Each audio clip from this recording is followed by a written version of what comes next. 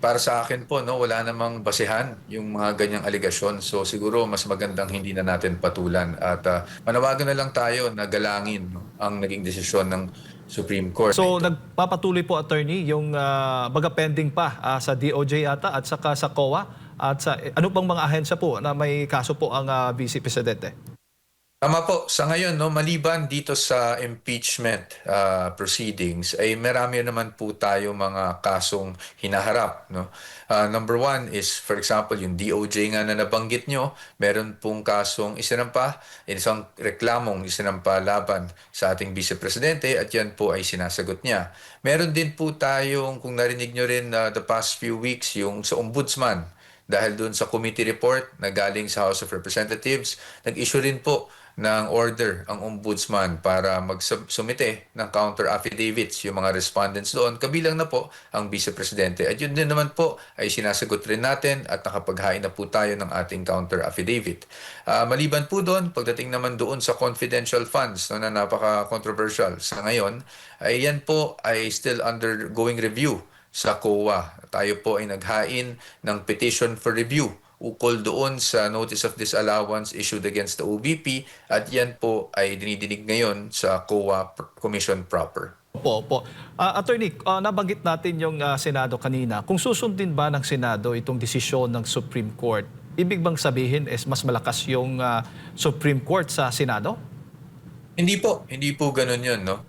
Co-equal branches naman po yan. Pero makikita kasi natin na under the Constitution po, yung Article 8, Section 1, no, binigyan ng kapangyarihan ang Supreme Court pagdating sa pagsusuri kung merong naging grave abuse of discretion doon sa mga other branches of government. Yan po yung tinatawag nating expanded power of judicial review or expanded certiorari jurisdiction. So sa pananaw namin, yan po yung ginawa ng Supreme Court dito. No? Tiningnan niya yung mga naging hakbang ng co-equal branch, in this case, yung nag-initiate ng impeachment proceedings, which is the House of Representatives, at tiningnan niya kung may mga nalabag sa saligang batas. So, ang pagsunod naman po sa Supreme Court doesn't mean na hindi na co-equal yung branches. It's just that yung judiciary po natin, at syempre ang Supreme Court, ay ang magiging final arbiter sa interpretation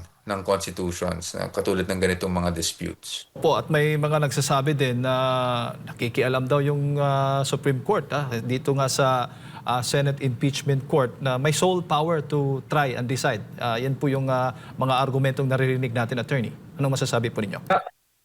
Tama naman po that the Senate has the sole power to try and decide. No? Not very clear po yan sa ating Constitution. However, kung meron ngang mapapansin natin na nagkaroon ng grave abuse of discretion, ay meron din po namang kapangyarihan ng ating Korte Suprema para suriin ang mga pangyayari at tingnan kung merong mga acts that will be deemed unconstitutional. Yan po yung nabanggit ko kanina under Article 8, Section 1, na nagsasaad na merong expanded power of judicial review. Meaning, pwede pong repasuhin ng Korte Suprema kung ano man ang mga naging acts ng ibang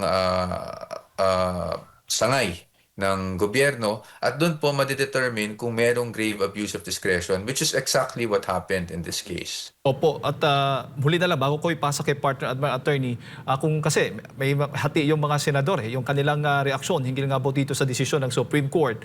So papaano kung sakali man na talagang itutuloy ng Senado yung impeachment proceedings, ano bang, gaano kayo kahanda rin dito? Ano bang mga gagawin po ninyo pag dumating po ang panahon na yan?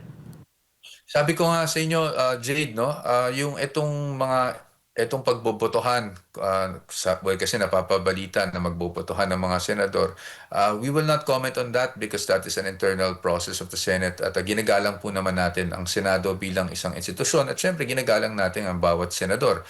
Pero kung sakali mang mangyari yan, syempre po tayo po ay nakahanda rin dyan at gagawa kami ng mga kaukulang hakbang rin kung sakaling yan nga ang hantungan nitong impeachment. Attorney, magandang umaga. Si Admar po. Marami pong mga pumupuna yung mga hindi sumasang-ayon. Umabot pa nga sa punto na sinisiraan na nila itong itong tawag nito, Supreme Court, na kesyo tuta daw ni Vice President Sara Duterte at iba pa na bansag no, sa Korte Suprema na hindi paborable para sa kanila. Wala po ba kayong gagawin na hakbang legal laban dito sa mga sumisira sa Korte Suprema dahil una na rin pong nagpahayag no, itong si Attorney Ferdy Topacio, ang tagapagsalita ng PDP laban patungkol sa impeachment matter. Ang sabi nga niya dito, the Partido Demokratiko Pilipino thus serves fair warning to all those engaged in scurrilous attacks against the High Tribunal, especially those who have a history of contumacy against it, that consistent with our fundamental beliefs in the rule of law, we will mobilize our resources led by members of our legal team to bring these odious persons before the bar of justice so that the faith and dignity of the Supreme Court may be protected and preserved. Sa panig po ng depensa ng Pangalawang Pangulo, meron din po ba kayong gagawing legal po ukol laban dito sa mga sumisira po sa Korte Suprema, Attorney? Well, sa amin naman po, no, actually sa aking pananaw, napakahirap magkomento dahil tayo po talagang party doon sa naging petisyon, no, na kinamulan nitong desisyon ng Supreme Court. Ginagalang natin ang mga opinion ng bawat isa. We know na simula pa naman ng February or even before that, talagang napakaraming iba't ibang klaseng komento. Wala tayong magagawa kundi respetuhin at galangin, that is democracy. Pero doon sa mga talagang kumbaga ay nang-iinsulto na sa ating mga justices, no. I'm sure the Supreme Court is best to address this issue. Siguro mas magandang sa kanila natin i-direct yung tanong na yan.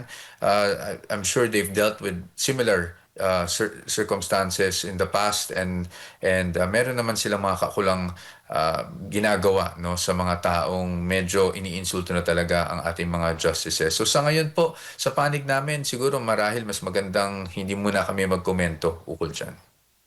Opo, pero dun sa mga individual, sir, na sinasabi nga na ang Korte Suprema ay tuta ni Vice President Sara Duterte, may tugon po ba ang defense panel o mismo ang Pangalawang Pangulo ukol dito? Well, sir, wala naman po kasi para sa akin po, no, wala namang basehan yung mga ganyang aligasyon. So siguro mas magandang hindi na natin patulan at manawagan na lang tayo na galangin, no, ang naging desisyon ng Supreme Court. Of course, marami ring magsasabi na madali sa aming sabihin na galangin dahil kami ang kumbaga nanalo sa kaso na ito. Pero it applies for everyone naman, kahit naman kami, no, sa ibang mga kaso namin, hindi naman sa lahat ng oras ay nananalo kami. Pero ang importante ay galangin natin ang naging desisyon ng mga huwes, lalong-lalo ng Supreme Court, because we are a country ruled by laws, no? Attorney, if ever man na magkaroon ng worst case scenario, kung baga merong hindi nila kikilalanin yung naging utos ng korte at ipagpatuloy pa rin, igigiit pa rin. Nakahanda naman ang panig ng depensa para dito o anong mga remedyo na inyo pong gagawin? Well, definitely po nakahanda, but hindi ko muna siguro i-particularize o specify yung aming mga remedyo as to not preempt our next steps.